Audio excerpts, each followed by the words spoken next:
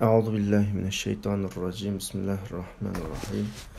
Elhamdülillah ve salatu vesselamu ala Resulillah ve ala alihi ve sahbihi ve men vala amma ba'du.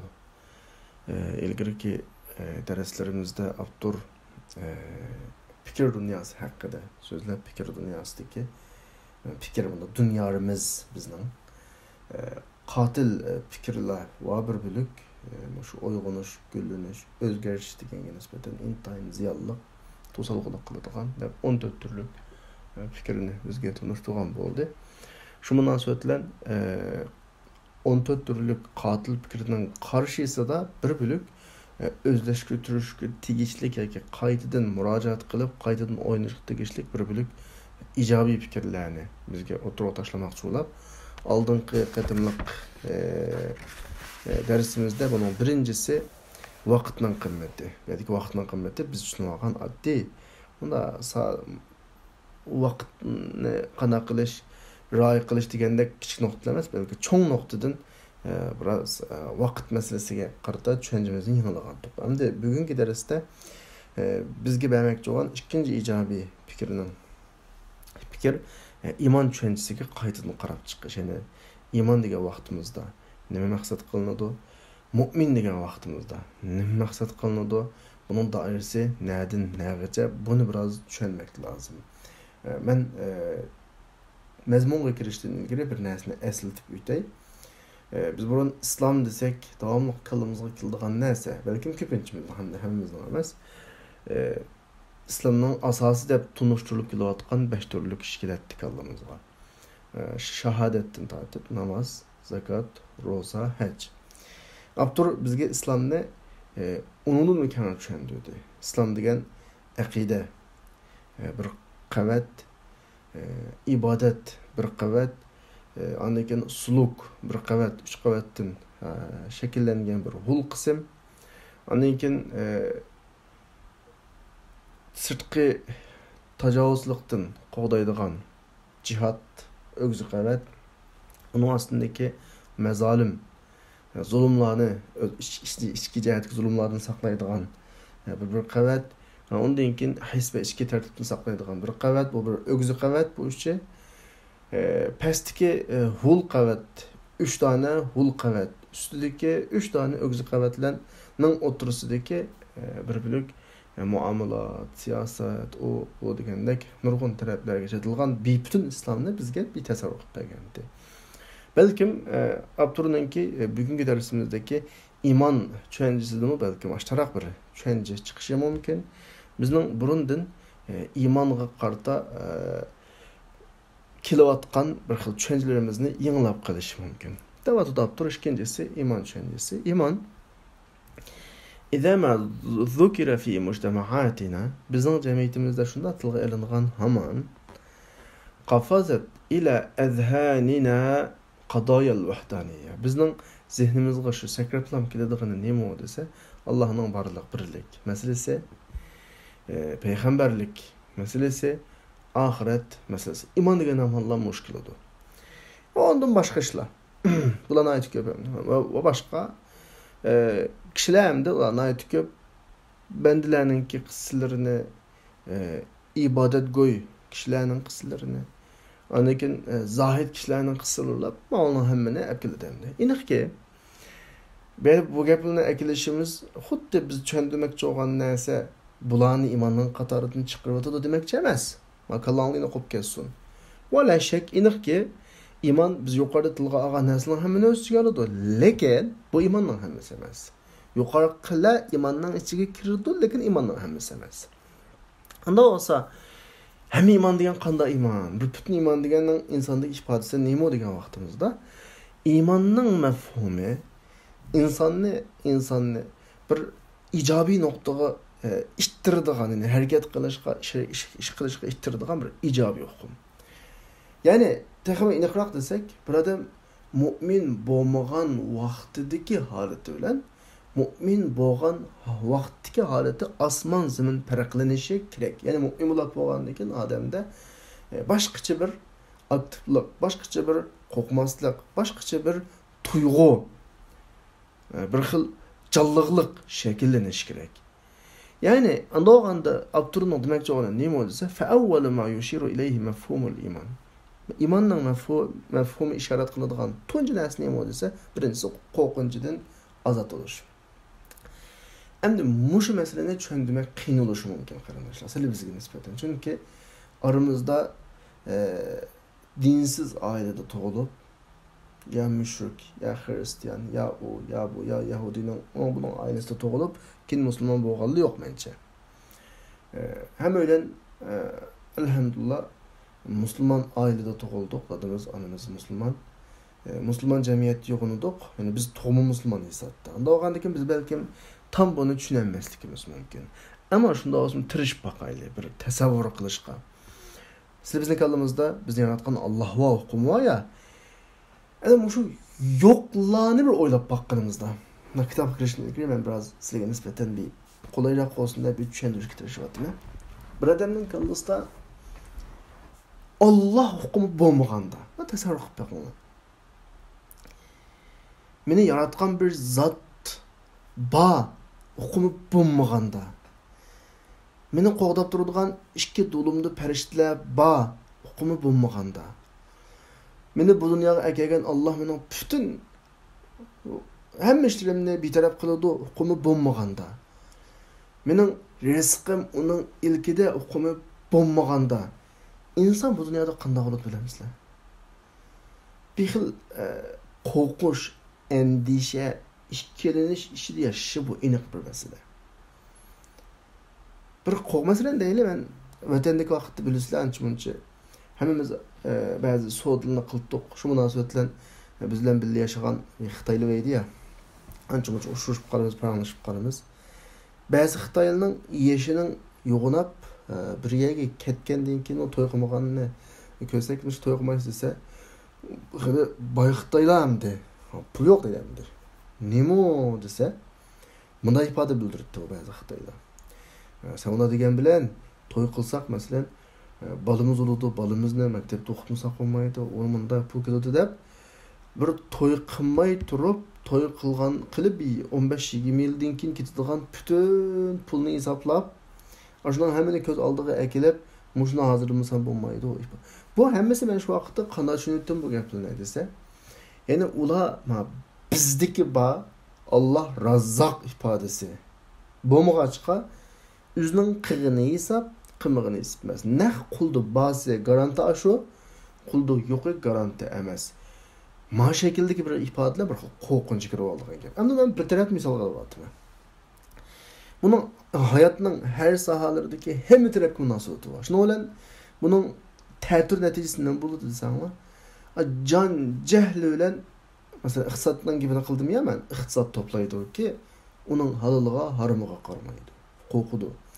Başına okutuldu şu, siyasine okutuldu şu. Demek ki buluvatkan mesela karısa tüyoksuz maşına vakasıyla birisi bile gelip gidip bağlan.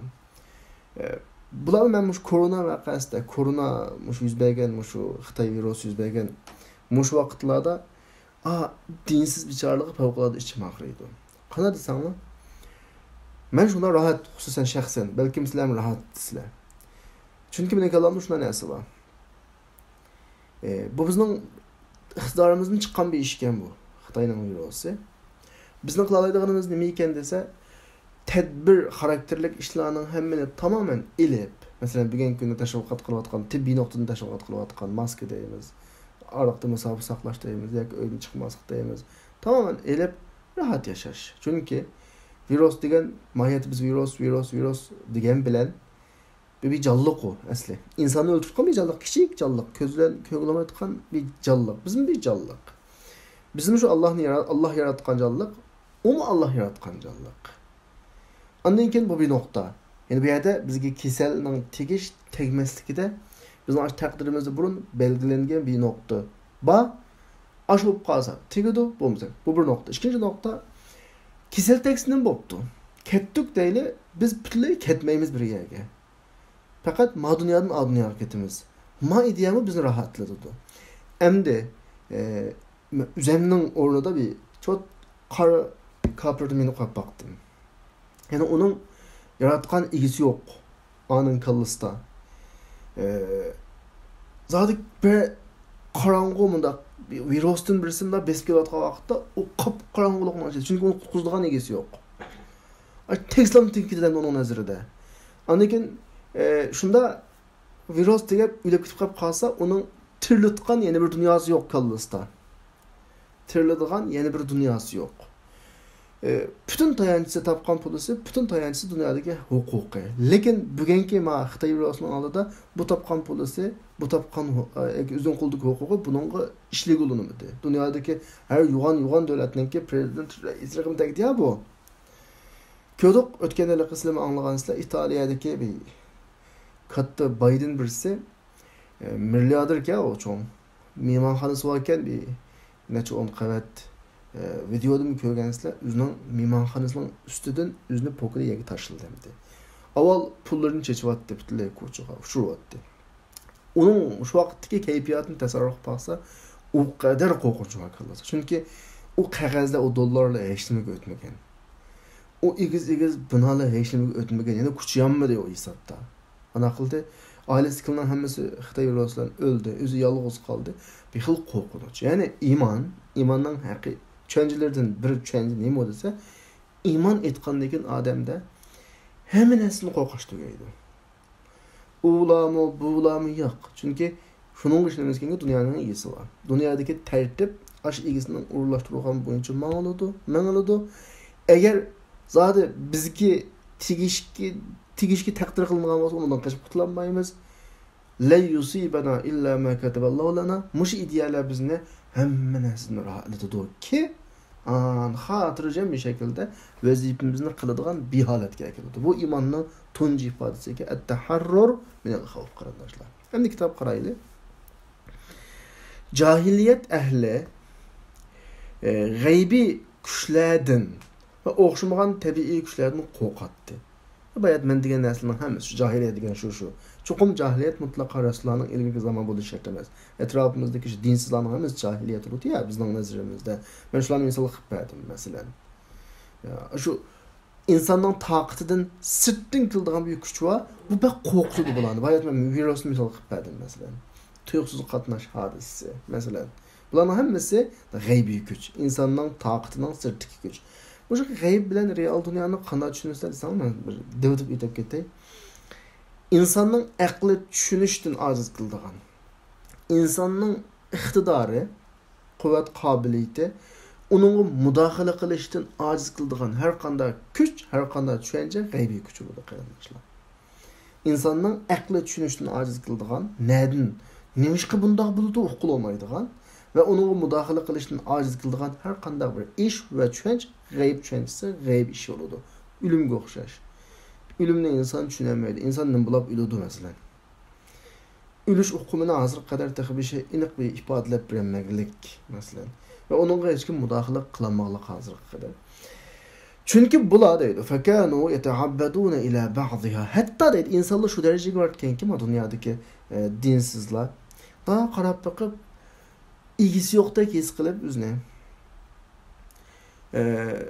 Etraftaki bazı Turup kilovatkan bazı xim xatarlarga qarab şu birəsinin pişini tutup birəsiga xushamat qilib birəsiga bağlanmasa salomat qalamayotganda yaşayamayotgan bir tuyg'u bilan har xil narsaga ibodat qilgan narsalar shu vaqt o'rtaga chiqadiki ba'zisi o'tga ibodat qiladi bilasizlar atashparastlar majusiylar ba'zisi quyoshga ibodat qiladi masalan hatto berib shu qilg'i ibodat qildi xallanbandi shunda otib turmaydi Aşu kuşlarının ba'zisiga ibodat qiladi, tazallufan, xushamat qilib, va zannan minhum, shunda o'ylabki, bu ulardan aşu ba'zi zararlarni daf'i qiladi, cheklaydi yoki ularga ba'zi yaxshiliklarni tatib akiladi deb mashta o'ylab ibodat qilgan ahvol shunga shakllanadi.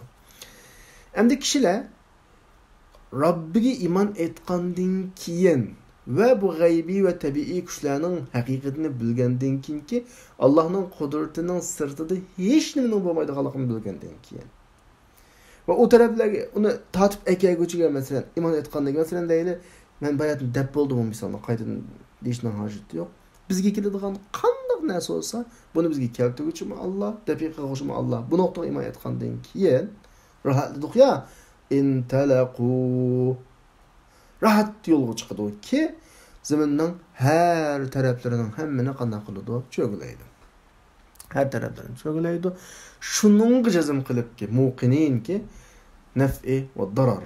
Yani payda, menfaat yoki menfaat yoki ziyon Allah'dan qaçtın. Ondan başqa hech nima qo'rqmaymiz. Degan ideyalar rahat ma'qulgan gap. O'ta gap qarindoshlar. Bu imonning insonda paydo qiladigan birinchi ahvol. Agar mushu nuqtada mas'ul bo'lib qolsa, har bir odam o'zining iymonini murojaat qilmoq lozim. Ya'ni qo'rqsa. Shunga mu'min jihad maydonlariga rahat ketalaydi. Chunki biladiki, agar taqdiring bitmagan bo'lsa, shu vij o'qilning orasida saq chiqsa. Xolid Maridninki bir ajoyib mashhur gapidan birisi bor. Vafot tepishdan oldin ekan. Hayotimiz jihad maydonlarida o'tdi. Badanimning ichidan saqqa yerdan birisi yo'q. Axir ko'pida o'lib ketyapti-ma. Qo'rqinchoqlarning kuzgi uyqu olmasa degan mashhur gapidan birisi bor. Iymon bizni shu nuqtaga olib boradi. Iymon haqiqiy o'rnashgan vaqtda shu nuqtaga qana qiladi, olib boradi qarindoshlar. Bu birinchi ifodasi. Qo'rqinish degan narsa qolmaydi. Ikkinchisi cho'ng masalalar oydinlashadi. Men pek tushunib boqqan bir masalani. Qana desanglar, bayat mazra qistirib deb ketdim. Biz bir mu'min bo'lish sifatimiz bilan Qur'ondagi aqida masalaları bayon qilingan oyatlarning soyasida bizning kallamizda chigishmaslik qolmoqliq. Qanday? İnsan asli kim? Adem Aleyhisselam'ı Allah yarattı. Ve iz kulna lil melaiketi inni ja'ilun fil ardi halife. Laydın yarattı. Can kirgizdi. Malaikelerin seyde kıldı. Hava cübdini havanı yarattı. İkisini cennette yaşattı. Şeytan bilen boğan bir qatımlıq bir can oldu. Ondan cennetten çıkardı. Zamanға düşürdü. Zeminde bir mezgil müddet verdi.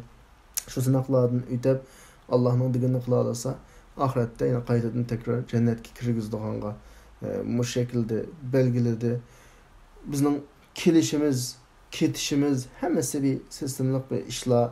Ketgandan keyin bizning barada g'ayrimiz aniq. Mush masala kallamizda aniq qarindoshlar. Mush masala kallamizda aniq. Endi kafirni tasavvur qilib boqadi. Men o'ylayapman bu nuqtani uchun. Kafir mush nuqtani qanday o'ylaydigandi? Ya'ni men inson nima bo'lib ma hayotga yaratildim deb o'ylaydigan-du. Aşı yeşil yuğunğan sıra qandaroq kayfiyatda yasha kafir. Chunki yeşil yuğunğan sıra adam o'limga bir qadam yiqilishdi, onu tushunadi o kafir bo'lsa-ma, adam bo'lgandan keyin real maydonda o'lib ketayotgandan keyin shu vaqtdagi uning aloqa bir xil hayotga bo'lganda bir xil chidamaslik, qiymaslik kayfiyati bo'larmi? Chunki hayot tuguslam tugaydi deb o'ylaydi ular. Bizde o men bir mu'minde ma dunyoga qiymaslik yo'q. Shaxsan ham de unda desam balki g'alati tuyulmasin sizlarga nisbatan. Mening mush yashim yo'g'inab oldimga qarab ketayotgan sira endi unda desam maslahatsizlik ma dunyodagi bir xil ba'zi murakkablik, vazifamizni ado qilolmaslik, jinimizning siqilishlariga qarab patroq kessak qandoqlar degan bir tuyg'um kelib qoladi ba'zi. Yani meni dunyoga tortayotgan bir xil tuyg'u var. Ama kafirmush unda qanday bir ahvol ular kafirda. Yani o'ylab qutulsam degan gap emas, ta'liq bir xil mas'uliyat, undan keyin o'zimizning mas'uliyatni ado qilolmaslik degandek bir qancha nuqtalar bor endi. Yani kafirmush nuqtada qanday tuyg'ularni yasha. Shunga qaraqi haqiqiy mu'min jamiyatida o'zini o'ltirib oladigan ahvol bo'lmaydi bilasizlar. Ammo her qancha taraqqiy qilib ketsin, masalan Amerikani bilasizlar, Yaponiyani bilasizlar, dunyodagi iqtisod eng kuchli bo'lgan Shveysariya ikkisining beni davomli aralashtirdimi? Dunyo bo'yicha o'lim nisbatlari eng ko'p davlatlar. Amerika, Yaponiya iqtisodiy kuchli bo'lgan davlatlar. Ya'ni bu yerda demakchi o'nim shu, uning qalbidagi bunda ma dunyodan ketib, dunyoga qarash tuyg'usi yo'qmish, dunyo. Undan keyin bu dunyodan o'zining rohatini topolmadi. Bir hayotning bir qiyinchilik bo'ldi ya adam deganda. Bütün qiladiganni hammani qildi, o'ynaydiganni o'yindi, yeydiganni yedi, ishtiganni ishdi. Demak dunyoda bir xil ko'ngil huzur topolmadi. Ana qiyinchiliklar ko'z oldiga kelib, bir oddiy qiyinchiliklar uni besib olsa, bularning aniq bir buning nisbatan tushuncha oladigan manbasi yo'q. Shuning bilan Üleplam qutlay deb bayat bir qaranishimiz ayzibdi go. Shu üleplam qutlay deb lam bula o'zini o'ltirib olgan ahvol ko'pamdi. Ya'ni bu yerda mu'min bo'lgandan keyin masala oydinlashdi yani. Meselenin nereden başlap nereci baradiganlık meselesi hemimiz tamamen aydınlaşdı. Her neyse bu düşünceli diye. Mesela insan bazı özü tuyup duymay özünün hoşunda bazı ximi xatarlardan saklanıp kalganlığını görüdü. Bunun gibi düşünce var. Malaikadan saklaydıganlığı mesela. Bazı işler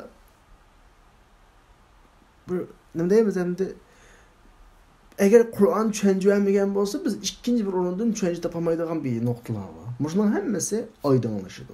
Bunun hemmesi ne modise imanın tesiri ki vuduh el-qadaya el-kubra. Çok meselede kandak kılıdı, aydınlaşdı. Yani bir adam mümin bulaşılarla yaman çok işlerini düşünüyordu.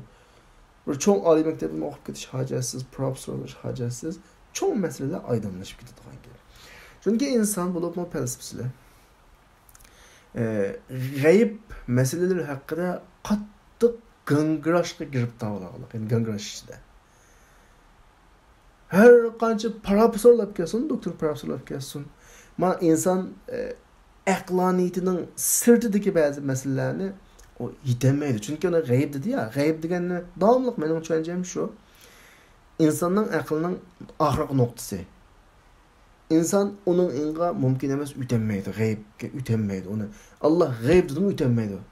Zat ütenmeydi. Haqqanç tadqiq gelsin. Muşu noktalığında hazır kadar cık neslini tadqiq qilimiz üzünü çarşıdı ama düşünemeydi. Şu ben devamlı başkaları ta'kidlaydigan bir gapim var. Kur'an'da ayetler iki xil birisizlar. Birisi muhkemat, birisi mutashabihat. Mutashabihatlarınki bütün alimlerin en bil ittifaq noktasını birisi. O olsun gaybligi münasebetlik ayetler. Her daim deydiğim ne modise muhkem ayetler emel qilish uchun kelgan. Mutashabih ayetler bayatdan ma'no bilan ishinish uchun kelgan. İşiniş degeni onu düşünemeyse onu. Çünkü gayb nokta o. Mesela deyli mutashabih hayatlarındaki hususen şahsen men düşündüğün bir dairesi sap gayb nokta. Şu ortak ulamalarning hammasının bil ittifaq noktası şu. Cennet hakkında sözleydi. Dozak hakkında sözleydi. İnsan yaratılışının ilgirki bir halet hakkında sözleydi. Cennetteki insana burulduğun nimetler, geçletken atalı olan bunların hammasi gayb. Bularni haqiqiy mahiyatini tushunish mumkin emas ma dunyoda. Ana ol bunga nisbatan bizning hadisimiz nima desa faqat ishinish. Tushunish emas, qana qilish ishinish. Mush ishinishlar masala tugaydi. Buni inson har qancha qilsa-mu yetemaydi uning keyniga. Dil iman bilan mush masalalar aydınlaşıp inson o'zining nada to'xtaydigan, nadan atlasa bo'ladigan mush nuqtalar aydınlaşgandan keyin rahatlaydi inson. Masalan, al-ba'th, tirilish, hisob, yaratılışının başlanışı, yaratışdan bo'lgan hikmet, bunday meselelerni qilinmoqlik, hal qilinmoqlik qarindoshlar. Endi islom keldi, faja'al islam va vaddaha, yani vahdaniyatning qoida prinsiplarini aydınlaştırdı. Peygamberlik degan nima buni aydınlaştırdı. Hisob degan nima buni qanday qildi aydınlaştırdı. Başta aydınlaştı. İmanның insanı көрсөтүлгөн ikkinchi ifadesi, tesiri bu qarindoshlar. Üçüncüsü, endi mush ikki nokta aydınlaşıp ketgandan keyin, birinchi nuqtani qayta bir ta'kidladik. İnsan qo'rqadigan bir narsa qolmaydi dunyoda Allohdan boshqa. Bu bir. Ikkinchisi, inson o'zining bu dunyodagi vazifasini tushunadi ikkinchi nuqtadan. Buna bo'lgandan keyin Allah qanday bo'ladi desa, insonda shuna bir uchinchi nuqta shakllanganki, dunyo meniki ekan deydi inson. Eğer bu iki nokta aydınlaşsa, ma dünya men üçün yaratılgan dünya eken de düşündü insan. Vasakhara lekum. Kur'an-ı Kerim'de sizlarga bütün narsani qana qildik, yaratib berdik. Sizlarga bütün narsani bo'ysunib berdik degan ifodalar var ya, mushu nuqtani tushunganda, bu dunyodagi har yo'g'on quyosh masalan. Mushu cho'ng dengizlar ve ondan boshqa tilga olsak yomon cho'ng narsalar var ya, hammasi men üçün xizmat qildi ekan, hamda diqqat nazarimni hayotga markazlashtirib, hayotdagi vazifamni ado qilay degan nuqtaga markazlashib, u yoq bu yoqqa qaramaydi inson. Birinchi, ikkinchi tushuncha insonni uchinchi tushunchaga ib boradi. Davatidiki, shu vaqtida bo'ysundirilgan bu zamin va bu zaminda xizmatini voyaga yetkazib qilishga markazlashish iqtidori bo'ladi insonda shu. Uchinchi, iymon etgan insonda. Manadagi ihsonni voyaga yetkazib qilish deb tarjima qildim juma o'zining vazifasini. Ya'ni faba'da an aminal insan, yani insan g'aybiy tabiiy kuchlar tarafdan xotirjam bo'lgandan keyin, xodini Allohning iznisiz hech qanday ishning yuz bermaydiganligiga ishongandan keyin masalan buning qalbi rahatlanadi. Aqlining gangirishi yo'qaydi, chunki g'ayb ishlarni tunidi u. Bu g'ayb ishlarda uzun bahs qilgan, buni topolmagan, ammo iman etgandan keyin masala aydınlaşır. Şunu bilan inson intalaq qadamlarini mengishga boshlaydi ki o'zining iqtidorini uningga bo'ysundirilgan bu zaminni, bu koinotni avod qilishga qanday qiladi foydalanadi. Yastasmir degani saladashning o'zining iqtidorini qo'rqmasdan, gangirmasdan. Chunki hamma savolning javobi bor unda. Tushunilmagan har inchki nuqtaning javobi bor unda. Va bittali undan keyin insonning mangadigan, shu tarafga qarab ketayotgan bir hedef manhaji bo'ladi. Chunki o'zining nima qarab ketayotganligini biladi. O'zining qanday shaklda mengish kerakligini qanday qiladi biladi. Masalan deyli, insonning nima qarab mengish degan nuqtasida balkim bu bir gunga gapdir, men biroz tushuntiray. Masalan, aramizga qarasak, o kadar iqtidorli odam bor. Hayotining beshidilam natijalarini yaratib, nurg'un ishlarni natijalarni qo'lga keltirib, iqtisod desak, kishilarning ko'pincha natija mush ya. Shu til bo'yicha so'zlasak, necha million pul tepadi. Masalan deyli, men bir 35-40 yoshlik atrofidagi bir odam bo'lish sifatim bilan deyli, men shu anda dunyoda taraqqiy qilgan davlatlarni vaqtda qarasak, necha million pul tepadigan ahvollar bor ba'zi insonlarga. Endi shular shu necha million pulni balkim hayotining oxirigacha yetpisi $7. Agar insonda bir hedef bo'lmaganida, hedef degani ko'zlab mangan bir nishon bo'lmaganida, inson qanday qiladi endi? Inson qanday qiladi? Chunki ta'sir qilib teyib bo'lgan puli sevuningki, masalan, yoki yaratib bo'lgan natijasi buning hayotining oxirigacha balkim necha avlod yesa yetkudek bir narsa qildi.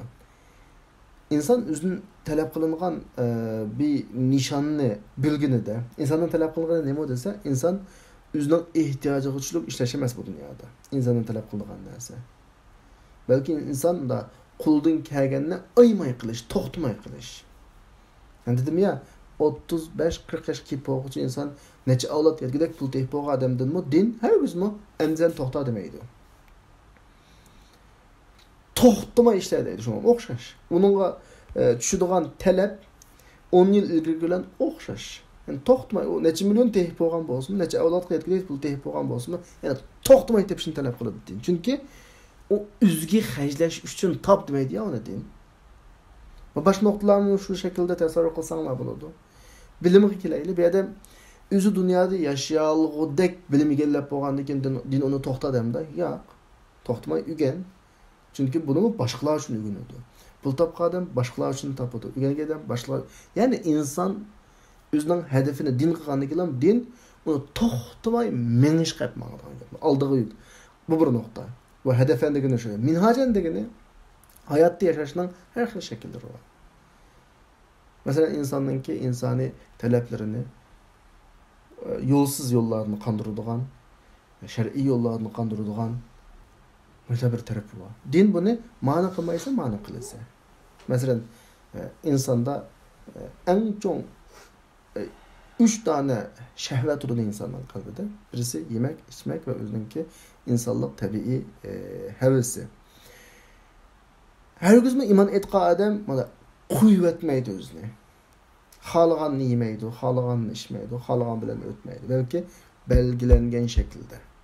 Xalqning haqqiga tajovuz qilmaydi, xalqning siziqini ichiga dassamaydi, xalqning izzat sharafiga chaqilmaydi va uning qiladigan ishi bir doira ishda bo'ladi-ki, shuni bilan uni qarab ma'quldi. Buning hammasi iymonning insonda paydo qiladigan bir o'zgarishlar. Ammo iymon etmagan insonda unda hedef bo'lmaydi.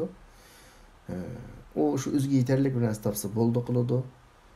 yoki besh buladish qilib, andan keyin hayotdagi yashash uslublarida ba'zi ani qilay, mani qilmay deydigan nuqta u bo'lmaydi unda. Ya'ni bu yerda xulosalasa qarindoshlar.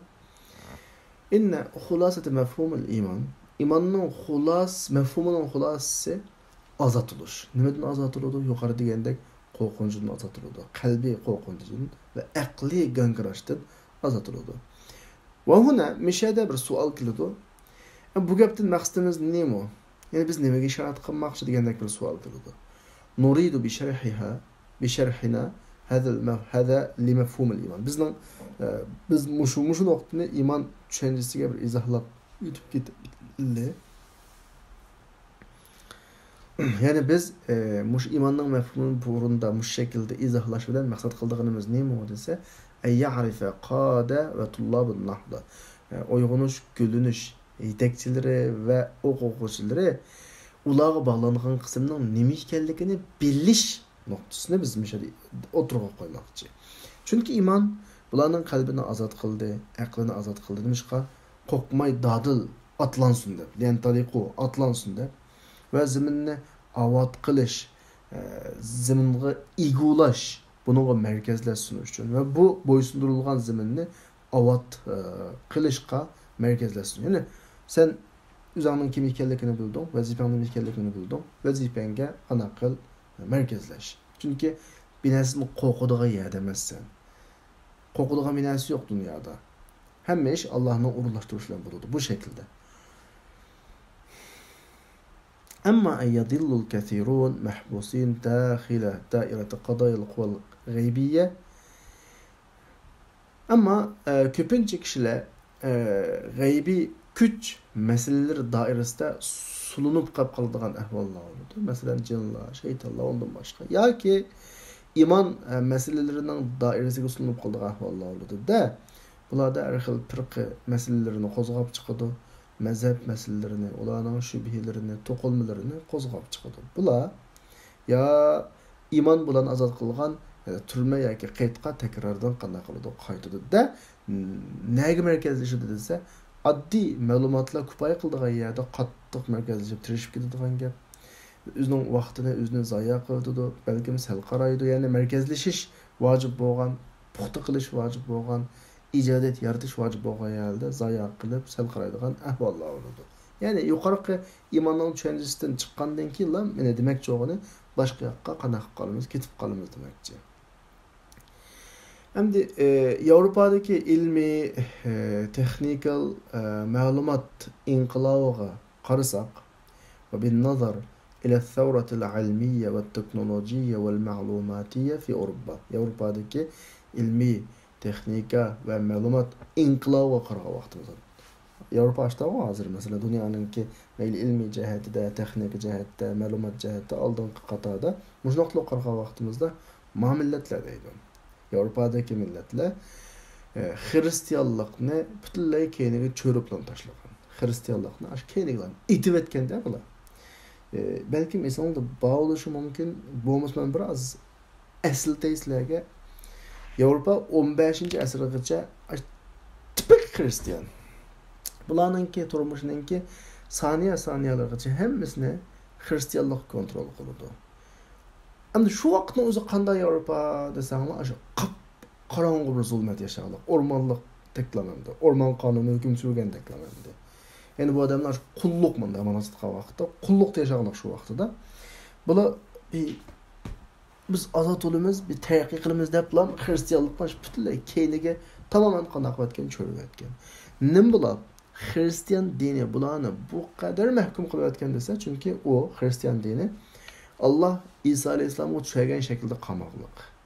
Hammasi o'zgarib va o'zgartirilib poplininki, din odamlarininki qo'soq va qishi yoki jamiyatni kontrol qilishning bir vositasi qilinmoqda. Bular shuni bilan buning kishilarini qutlash uchun bunda dinni o'rib, cho'riblan putlay, cho'riblan tashladılar. Dinning butun xurofotlarga, afsonalarga putlay kafirlarlik inkor qiladilar bular. Va bo'ysundirilgan zaminda qana qiladilar bular shuni bilan azod qilinish, avod qilinish asosda yo'lga chiqarliq endi bular. Şunun bilan bular o'zining aqllarini, qalblarini avval bu Hristiyan dinininki şu vaqtdagi kishilarni qutuldirib, ondan keyin dunyoga yuzlanib, mana ma o mushunumishda qilgan mushu ishini bizi davotsa bizga agar bizning yuqorida iymon etgan odam qilishga tegishli ish dedik ya, shu albatta. Bizlar güzellik qanday turmaydi? Bizga ko'pincha kelib qoladigan bunda bir ta'tir ahvol va qarindoshlar. İlmaniyla köp hollarda Yevropaning Hristiyan dinini tashlab taraqqiy qilganligini bizga akilib dalil qilish orqali biz islomdan qutulsak, islomdan tashlasak taraqqiy qilamiz deydi. Bizning tam deydiganimiz shuki, shu Yevropadagilar Hristiyan dinini o'zgartirilgan, burmalangan Hristiyan dinini tashlash orqali nimaga erishgan bo'lsa, biz dinning taqozosi orqali dal shunga erishadigan narsa. Ya'ni biz bayatning iymonning talablari qo'rqmaslik, aql va nimani azotilish dedik ya, dal ashuna narsa shu. Hada ma fa'alahu al-iman bizabt degani dal iymon bizni talab qildigani shu. Qo'rqma deyotdi iymon. Oldinga qara deyotdi. Dunyo sening deyotdi iymon. Qanchalik izlansang bulut deyotdi. Ma dunyoni avat qil deyotdi. Dunyoning ichki sirlarini qaz deyotdi. Iymonning bizni talab qilgani bu. Agar ya'ni gapning beshi yeni shu yerdan chiqib qoldi, nim bo'lib abturib bizga iymonning tushunchasini qaytadan birishga qiziqib qoldi desa, iymon bizning qalbimizda an'anaviy shaklda iymon degan ham Allohning birligi, borligi, qiyomat bu shaklda bu dair to'xtab qolsa olmaydi. Yani insanın hayatdagi bütün vazifelerinin hammasini mahiyetini bizga aytib beradigan narsa iymon asli. Yani ma iymonning talabi. Şunu abdurmayada xato tushunchaning oldini olish uchun bir narsa aytadi. Biz ma Yevropaning ahil shakldagi ishlarini misol qilish orqali hargizmi bizning dinimizni tashlashni maqsad qilmaymiz, balki g'ayb iymon masalalarida qalbiy va aqliy ma'rifat kifoya. Bizga Resulullah sahabeleri, ularning tabiinlaridan kelgan salaf solihning manhaji kifoya. Bular bunda meselelerde çoğun münazara qilmaydi. Misal bir narsa qistroy, men shu diniy o'quv sohasidagi diniy o'quvchilarniki shu aqida sohasida aniqroq desam, bek atkarchilik qilganligim emas, bek üzerine cho'ng tutganligim emas, boshqa yo'l tutganligim emas. Shu salafiyya, ash'ariyya, maturidiyya, aqida pulaniya degan gapni rostga qilsam faqat xo'shaqmaydi cho'magan. Xo'shaqmasning sababi nima desa, shu sahobalar favqulodda oddiy tushunarlik. Abdurmush shunday debdi hozir. Onu yeni birisinden yeni birisinden gitmedin demez. Kur'an'dan bunda 80% desek mübalik olmaydı. Her bir noktası akide meselesi çok Kur'an'ın ki. Her bir noktası biz gibi change bir adıgan nokta. Akide genç change şöyle. Müminin ki mümin bulup tutulan diniye bağlanılan nokta. Kur'an'ın her bir harfleri, her bir cümleleri, ayetleri, her bir betleri hemmesi şuna ölçüyor Allah'a. Mehmet Abdurrahman dedi ki Salaf salihim aştaq qıldı deydi. Bunda meseleden de çoğun münazara girmeydi.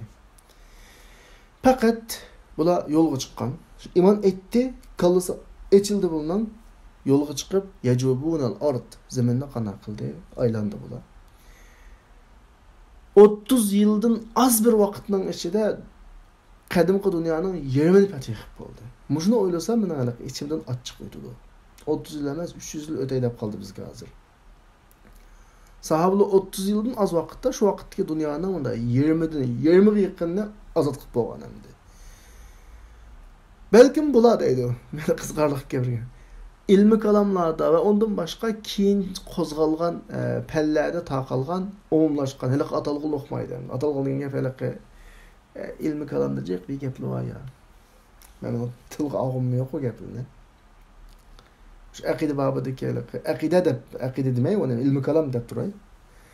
Ilmi kalam şekil taqilgan shu bu bir bitki qo'y gaplar, shuni sahobalar o'qmaydi bu gaplar. Sahobalar shu tabiiy Kur'an qanday tushunadigan bo'lsa shu shaklda tushunadi. Agar biz shu shaklda tushunalsak ma iymon masalasini, balkim bizmo qalbimiz ochilib, sahobalar 30 yildan ozroq vaqtda dunyoning yerini fatih qilgan bo'lsa, 50 yil do'stimiz o'zimizning Sharqiy Turkiston fatih qilib olsak, bizga nisbatan hali yetarli bo'ldi qarindoshlar. Abdur kichik bir resim partisi bilan iymon tushunchasini bizga 3 xil nuqtadan izohlab beryapti. Birisi bir mu'min, iman etgan mu'min qo'rqinchlarning hammasidan ozod bo'ladi. Cho'ng masalalar kallasida aydınlashib ketadi va vazifasiga markazlashadi. At-tarkiz alal kawnil musakhkhar degani bo'ysundirilgan zamondagi vazifasiga qanday qiladi? Markazlashadi qarindoshlar. 3-nuqta. Yani avtor bizga bermoqchi bo'lgan ijobiy tushunchalardan 3-nuqta, 3-nuqta yaxshi ish felsefasi, yaxshi ish. Men mushunun tarjimasini shu yaxshi ish degan shaklda tarjima qilaman. Amal, salih amal degandan keyin ba'zi atalg'ular qaranglar. Vaqtdan o'tishiga ergashib kallimizda bunda go'dirmash bo'lib qoladi ekan. Go'dirmash degan nima desanglar? Desak, o gapni normal anglaydigan, ammo o gap bunda real hayotimizda o'zining o'rnini topmaydigan bir narsaga aylanib qoldi ekan-chi. Masalan, biz davomli mayli da'vatlarimizda olsun yoki kishilarni diniy yetaklashtirimizda olsun salih amal qilsa deymiz. Ani xalqning kallasida salih amal degan uqum topqilamaydigan, tutqilamaydigan, nimaligini uqqilamaydigan ishqa bir salih amal degan nuqtaga kelib qolgan bir holatni his qildim.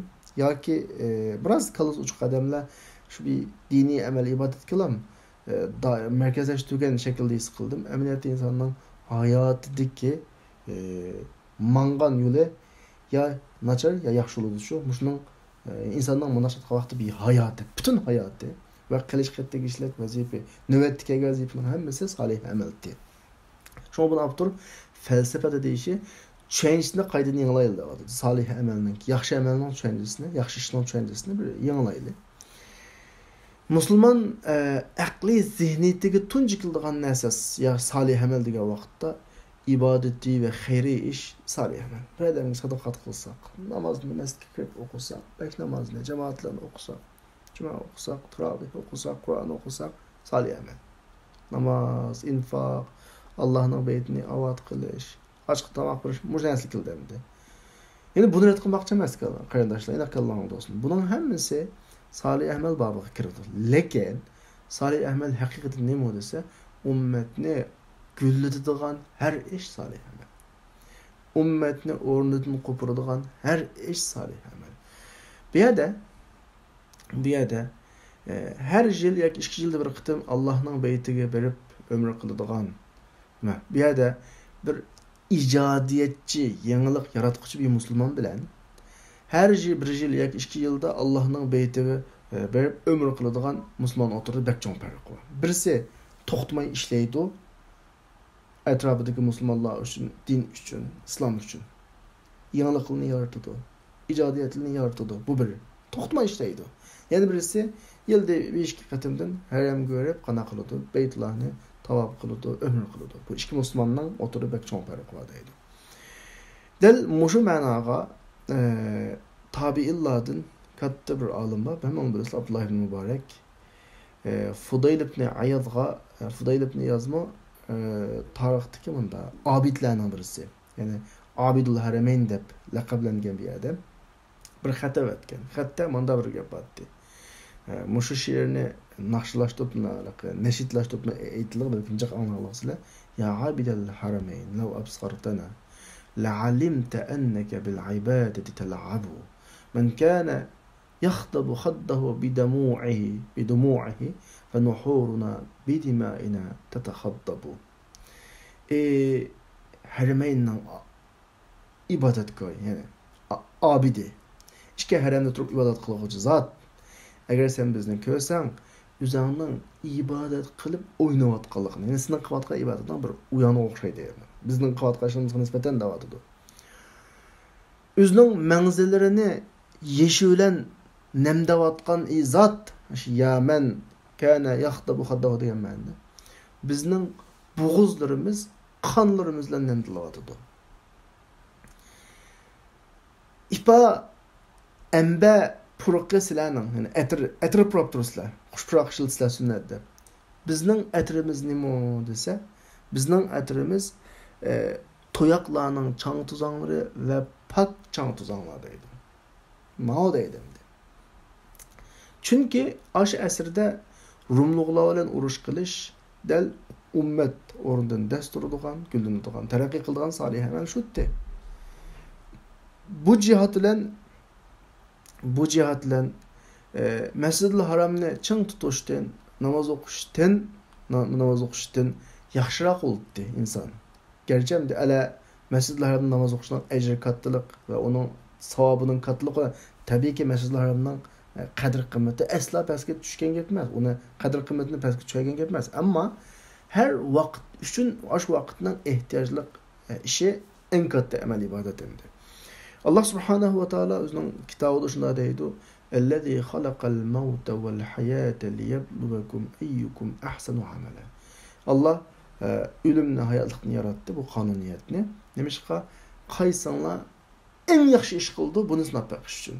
Meyada qaysanlar yaxshi ish qildi emas, demidi. Balki ishlarning en yaxshi ish qilishimizni xalovatida Allah subhanahu va taolo. Yaxshi ish ko'p, lekin mush vaqtning o'zida eng afzal, eng yaxshisi qaysi? Bu masala.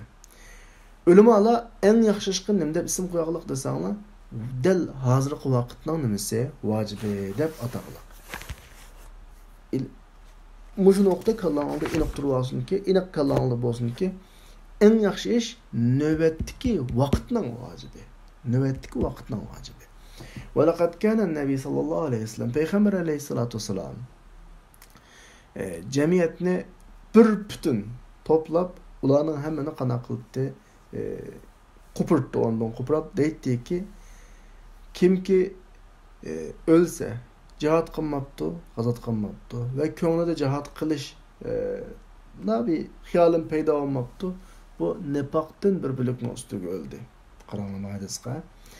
Kimki Alloh yo'lida bir cihat qilg'uvchini, g'azot qilg'uvchini hozirlabdi, u g'azot qilgan bo'ldi bu. Endi qarasanglar, mushahidlar Rasululloh dal qanday vaqtda degansa, cihatga eng ehtiyojli vaqtida degilgandi. Yani yuqorqi ishga hadis Jang meydanında aldığın septiki kişilerini, lil murabit degeni aldığın septiki kişilerini maddi cihetteki kollaş ve manevi cihetteki bularını hazırlaş bir qator zencirsiman bir haletini tasvirleydi bizge, ifadeleydi. Onun başka bir hadisi var. Qandaq adam Allah yolunda g'azot qilgan kishilarninki oila balvoqlarini qana qilsa, xarvasa, xalafa degan xarvasa, yaxshilik bilan xarvasa, xabar olsa, bu odam mujohid qilganga o'xshaydi deydi. Demek ma hadis bizga nima desa, ijtimoiy, ta'limiy bir xizmat zanjirsiman bir holatni bizga misol temsil qiladi. Ya'ni jang maydonidagi oldingi safda ketgan odamninki keynida turadigan bir jamiyatning hammasininki ijtimoiy, ta'limiy amal zanjirsiman holatni bizga tasvirlab bersa kerak. Qaysi hadisni? 3 hadis var. 3 hadisning qaysini qaytarmoq birmi?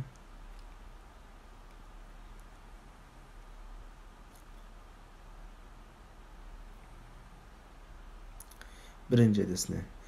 Kimki g'azot qilmay va uning ko'nglida g'azot qilishni unda paydo qilmay o'lib ketgan bo'lsa, nifoqdan bir bo'lakning ustiga o'lgan bo'ldi. Endi qaranglar, mush 3 hadis Mekke'de söylengen hadis emas, Makkallohning qo'lsin. Medine söylengen hadis. Cihatga en ehtiyojli bir vaqtlarda söylengen hadis. Birisi cihat anda asan ish emas, g'azot anda asan ish emas. Yumshoq yerda o'tirib ibodat qilib, kechlik tahajjudni o'qib o'tirganga o'xshamaydi. Cihat degan gap kechsi balkim toshlar ustida yetish, suvoqni qilib qilish, qo'soq och qilish degan gap. Şu anda asan emas. Resulullah şu vaqtda kishilarni umumyuzlik safarbarlik qilish uchun degan nimalar hadislar. Ya'ni navbatning nimasi taqozosi. Endi biz Payg'ambar alayhisolatu vasallamdan keyin mushu to'plash, mushu safarbarlik qilish ishini Germaniyaning qilgan ishlarini selishtirib baqili. Germaniya birinchi dunyo urushida mag'lub bo'lgandan keyin o'zini qaytadan qurib chiqdi ya. Mushuni biz selishtirib baqili. Men oldingi darsda dedim, Germaniya 2 qatimli urushda 2 mag'lub bo'lgan. Birinchi dunyo urushida Osmonli bilan birga kirgan mag'lub bo'lgan, ikkinchi dunyo urushida ham mag'lub bo'lgan, bilasizlar uni Rossiyaning oldida og'ir darajada yengilgan.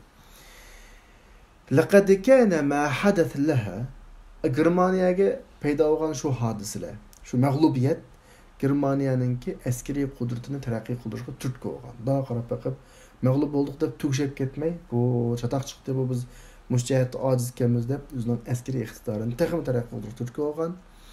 ve natsist devrede o'xshamagan maydonlardagi tanzimatlarni, tashkillashlarini taraqqiy qildirishga turtki bo'lgan.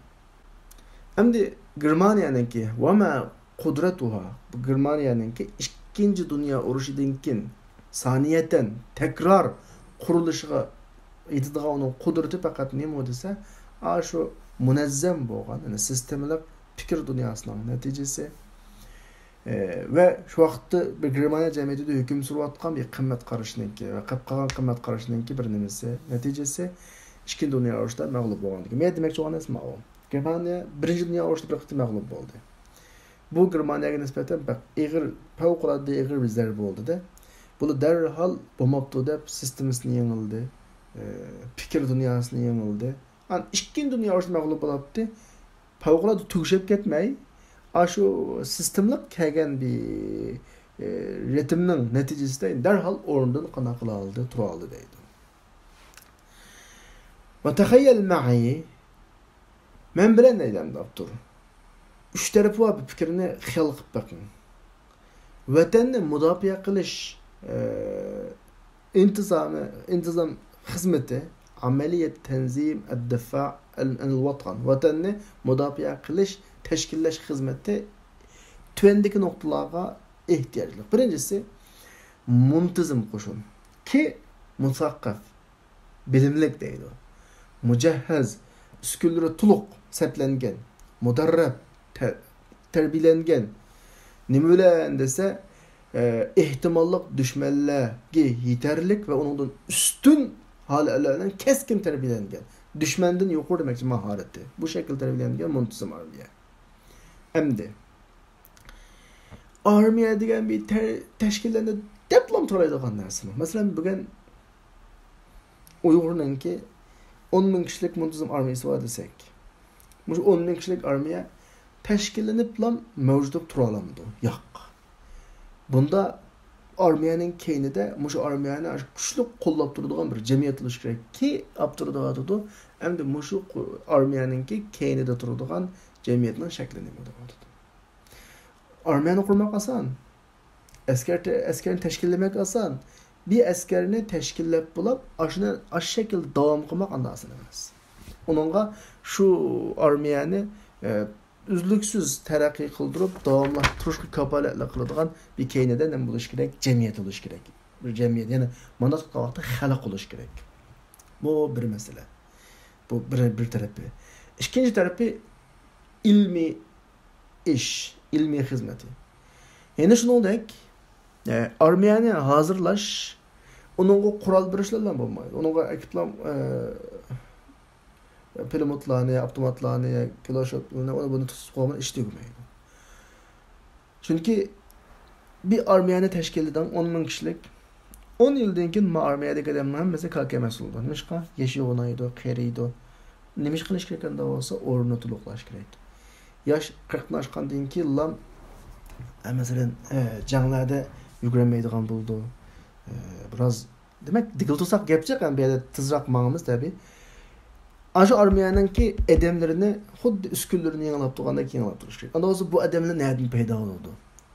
Dedik ya, edemni qazg'ulanmaydi tog'dan. Yerden ünmeydi, asmanda düşmeydi. Velakinnaha, bırak bu, aşı bir yesliydi küçük balın terbiyeleştiğini atıp başlamadı. Kalanlığını koysuna, yesliydi küçük balın terbiyeleştiğini atıp.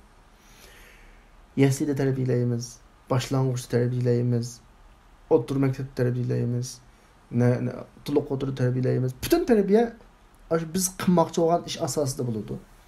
Məhətdə ilmi tədqiqatçı yetib baradı, üniversitede yetib baradı.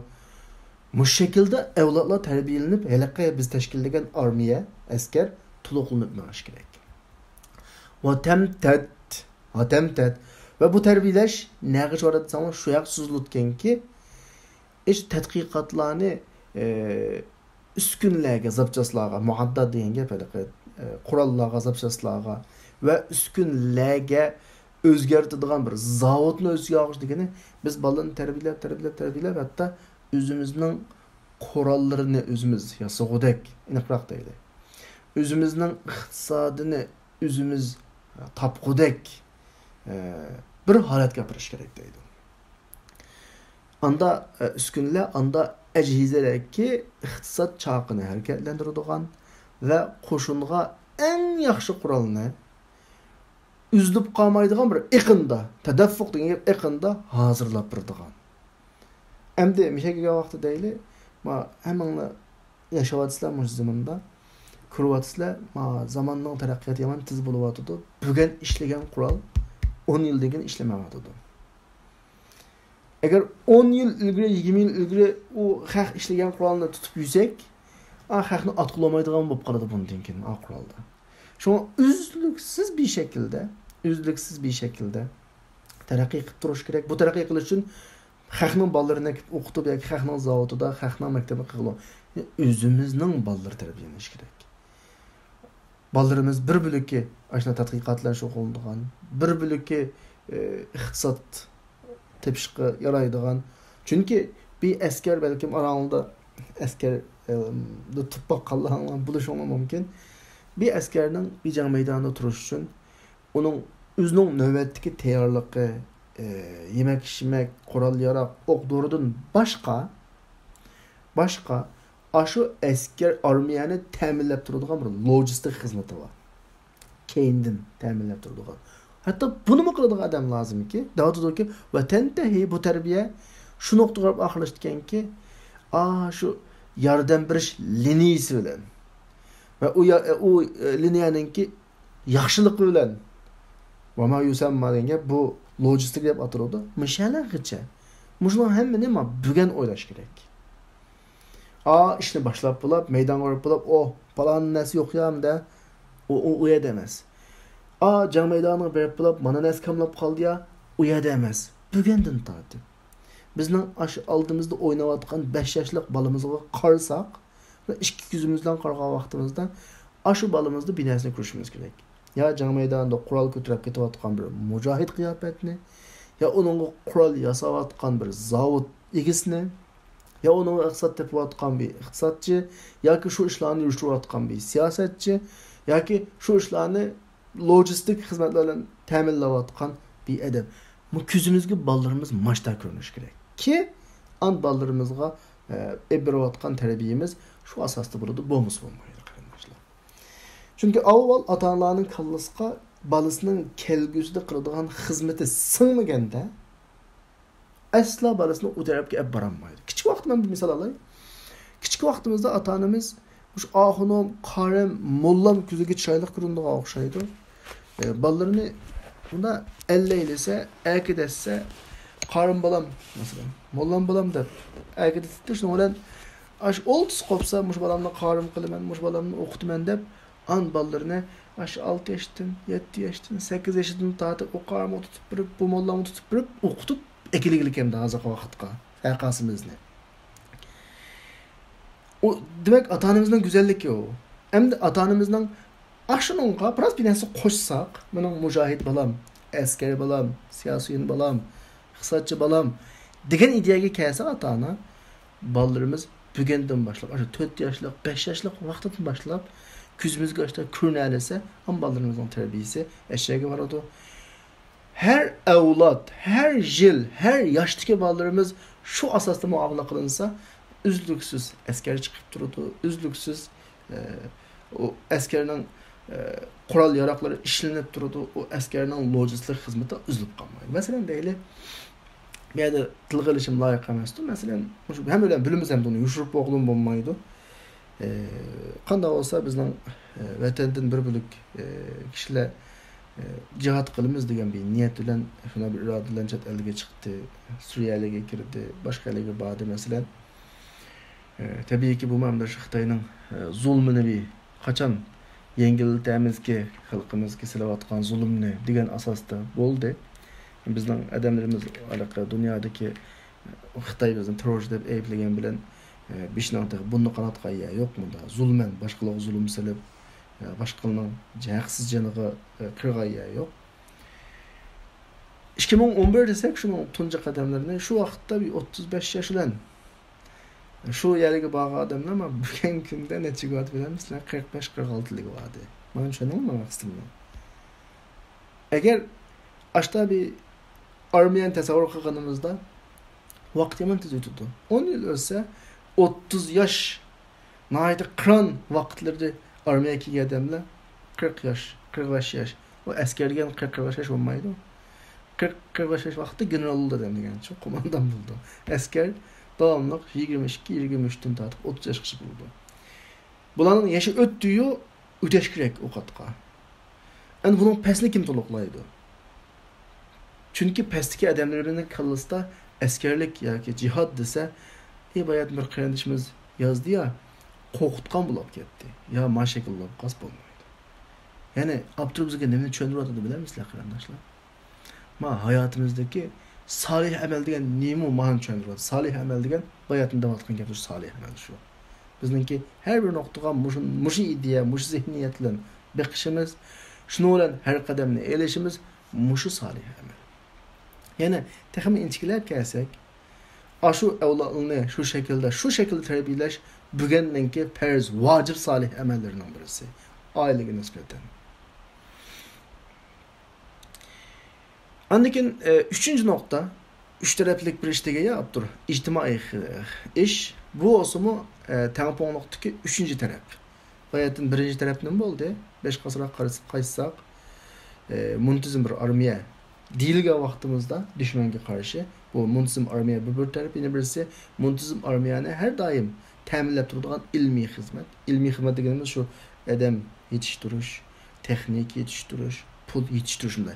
Yetiştiriş hizmeti. İlmi degandan o'zi yetiştiriş hizmeti. Üçüncüsü ictimai hizmet. Şu muntizm armiyaga münasebetlik. O olsumu bütün şekillerdeki ictimai işler. Yani o'xshamagan chegaralardagi her adamning ijtimoiy bexatarlik kafolatlik qilish. Yani bizning bir armiyamiz bor degan taqdirda shu armiyamizning ijtimoiy bexatarlik kafolatlik qilish uchun hozirlangan ijtimoiy bir ish.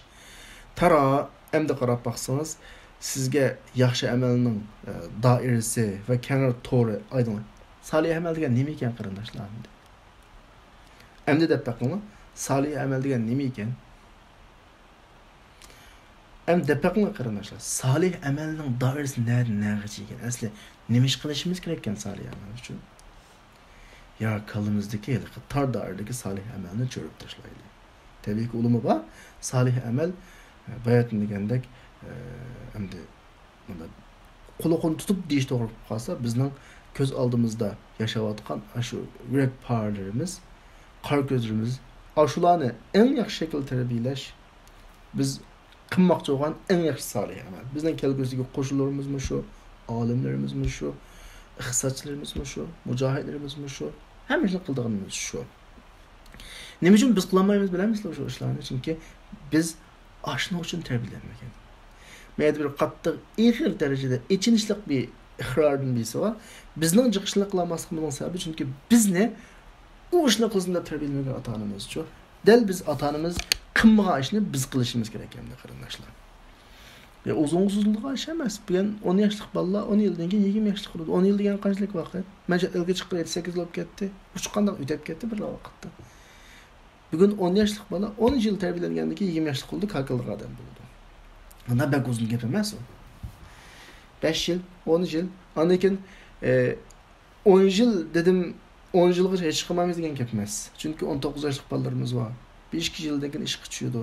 17 yoshlik bolalarimiz bor. 3 yildan keyin ishga tushadi. 16 yoshlik bolalarimiz bor. Ya'ni demakchi o'g'lim, her yoshdagi avlodlar xizmatni qilib ma'lumdi. Demirishga chiqadiganlar atrofdan demirishga chiqadi. Kiradiganlar matrafdan kiradi, ashta qilib bir 10-15 yillik bir tarbiyalash bosqichini shakllantirib olamiz. Zavodda adam ishlab chiqargandek adam ishlab chiqaramiz. Bitib bo'lganlar o tarafga o'tadi. Yeni tug'ilib, o'sib cho'g'algan bolalar matrafdan kiradi, mashta oladi. Fa ayna zalika asqalta o'qitimiz qo'ya qarindoshlar, yaqich yerim batni. Fa ayna zalika mimman qassara al-amal as-salih. Yuqorqilar endi amali salih desa bir acizga birdigan ma'lum darajadagi malga bekitib olgan, qarashlik qilib olgan yoki bir ömür safariga to'xtatib olgan ma adamildan yuqorqi biz davatgan amali salih nadamdi. Ondan keyin bu thumma huwa fi ghayr zalik ömür qilgan bilan bir odamga ozroq pulni bergan bilan Başqa yerdə musi işlarning hammasi nachar, muqassir bütün işlarda qana qilayotgan, ta'sir qilayotgan. Esingda bo'lsin, inna najahal mujtamaat bir jamiyatningki utuq qozonishi yaxshi ish haqidagi fikrining to'g'riligiga bog'liq. Mushu nuqta kallada aniq bo'lish kerak. Va men huna del mushu nuqtadan biz shuni bilamizki, eng yaxshi ishlarni qilishga bo'lgan intilish va o'sha ishni xizmat qiluvchilar o'tirisidagi raqobatning maydoni qilish, balki sen o'zing bilan raqobatlashishin va o'zingdan halqib ketishga urinishing mushu eng yaxshi amallarning birisi. Mushu intilish deydi. Mushu intilish hayot chaqining davomlashishining birdan bir kapolati. Ama bunda bir gapni taqab bizni to'liq qiynimizga chekintiradigan bir gap bor har doim. Biz laysa fil imkon ahsan mimma kan. İmkoniyat banıdan eng yaxshisini qilib deydigan bir gap bor. Bu hayot chaqini to'xtatishga boradigan gap. Biz imkoniyat bani eng yaxshisini emas, imkoniyat paydo qilishimiz kerak va uni qilishimiz kerak. Oxirida qarindoshlar dersmi tugadi. Bir qarindishimiz yanchib bo'lmaganni ne ustoz ne atan bilemaydi ekan deydi. İnsanın bir alohidligi va qop-quruq tug'ilib, binasi ügünüp nurg'un ishlarni ro'yobga chiqardi ya. Belki ata-onamiz bizlarni bunda bir millatni o'g'itama bolalarimiz, millatni qutuldira Xitoyning qo'ldan deb tarbiyalamagandan qilolmagan bo'lishi mumkin. Ammo bizning kallamizdan binasi o'ssa, ash nazariya o'ssa, mencha biz qila olamiz. Yani bolalarimizni tarbiyalaymiz. Hazır fakat kalladan ötküzemeyotgan nokta, yani umumlaştıramayotgan bir fikrimiz şu nazariya kısmı. Yani balalarımızı Xitoyga qarshi yoki dushmanga qarshi qanday qilish tarbiyalash nazariyasi. Dushman nalarda tarbiyalanyapti? Dushmanning bolalari qanday narsalarni o'rganib bizga qarashtiryapti? Biz bolalarimizni dushmanga qarata nima o'rgatib taqobil turamiz?